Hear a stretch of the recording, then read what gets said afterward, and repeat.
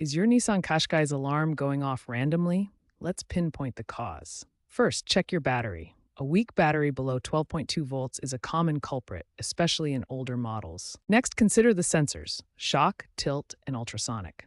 Issues often stem from corrosion or loose connections. Finally, sensitivity settings can trigger false alarms. Newer models allow adjustments via the Nissan Connect app. For older models, try the key fob reset. Ignition to on without starting, cycle the alarm button 3 times. Addressing these 3 areas, battery, sensors, and sensitivity, will solve most false alarm issues. Replace a weak battery with a high-quality AGM battery if necessary.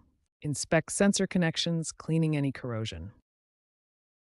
If a sensor is faulty, use error codes from an OBD2 scanner and consider replacing it.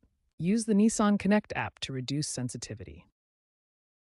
If issues persist, a software update at a Nissan service center might be required. Looking ahead, AI-driven diagnostics in newer models will help proactively prevent false alarms. Keep your system updated to mitigate potential cybersecurity risks in app-connected alarms. If DIY fixes fail, seek professional help, as advanced issues like body control module failures require specialized tools.